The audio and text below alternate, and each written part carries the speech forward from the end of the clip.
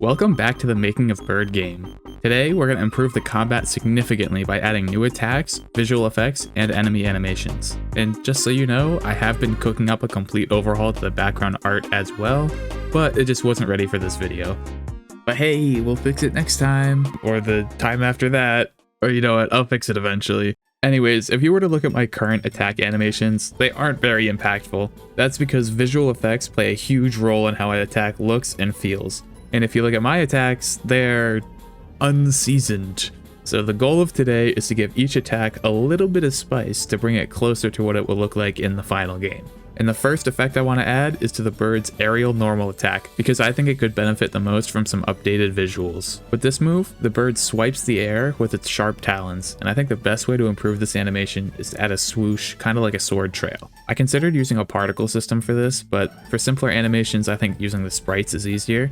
After I made the animations in Sprite, I matched the hitbox to the swipe pretty closely and I adjusted the air time to make this. And just like that, with just a couple frames, this attack looks a lot better.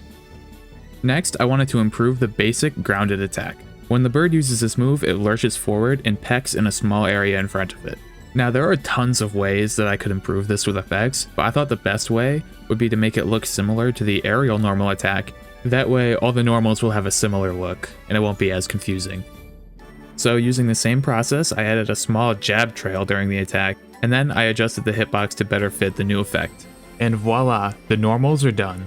And after finishing the normals, I started learning about Unity's particle system, which I've never really used, but I've heard many good things about. I decided to start small with a simple particle trail that follows where the bird jumps.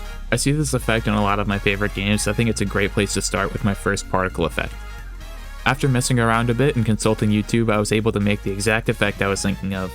The direction of the trail changes depending on where you jump.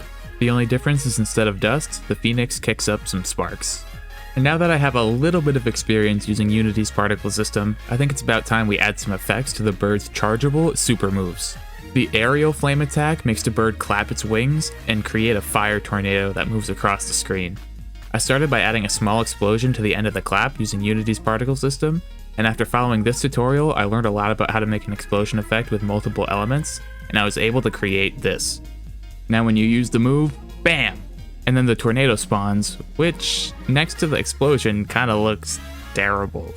But maybe we can fix it with what I just learned about particle systems. As you can see from the placeholder art, I was originally going to make sprites for this, but if I can get particles to work, it would help keep the super moves in the same visual style, much like how I tried to keep the normals looking very similar. And so I began messing around with the particles, and it took me a while, but eventually I found that you could have the particles rotate around an axis, and from there it was just a matter of time before I was able to get the exact shape that I wanted. I still think I could use some more work, but this is what I have so far. Definitely a significant upgrade from the placeholder art I was working with before. And while we're on the topic of the tornado, I also fixed an issue where the collisions would just not work.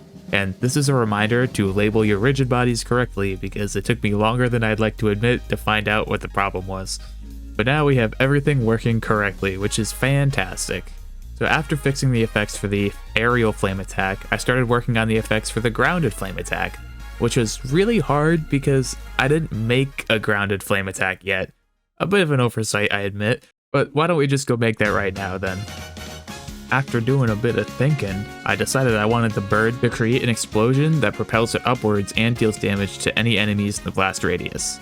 And in case you're new or don't remember, the super moves do cost HP to use, so they are allowed to be strong, and I think because of that I'm also going to make it go a little higher than a regular jump. That way you can pull off some cool moves, but it'll cost a little HP, so it's a little risky.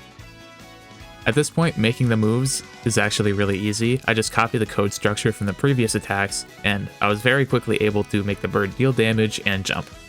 I also stole part of the explosion effect from the aerial attack, and changed it to be bigger and better fit this new move. And somehow, with 0 new animations, we have a brand new attack, and I honestly think this one is pretty fun to play around with. And just with a couple of effects, I think we added a lot to each move today. But today is not just about the effects. I also made one major change to the combat system, and that's in the way the player heals. So I haven't finished the UI for it yet, so it might be a little confusing, but basically when the player gets hit, the secondary bar will also go down. And when the bar goes back up, you'll be healed. None of this is new. But now I added different healing times based on where the damage came from. If you take damage from an enemy, for example, it takes longer for you to heal, and each hit resets the heal timer. And if you were to deal the damage to yourself by using a flame attack, the time needed to heal will be way lower. This way, you won't be able to heal through attacks, you'll actually have to dodge, but you'll also be able to use your super moves without having to wait 3 years for your health to come back. It's kind of a small change, but it's really important to how the flow of the combat is going to work. And while I'm upgrading the combat system, I think I need to go back and give our enemies a proper death state, because right now they just kind of pop out of existence. For the Chompy, I knew I needed to change the color of the hill to give a visual indication to the player that the enemy has been defeated. I made a small new animation based on the existing retreat animation that triggers when you run out of HP, and I did a similar thing to the wandering shrub, but instead of changing its color, I made its body fade out after a couple seconds. Which is really funny because that's exactly what happens to me when the video ends. Like and subscribe.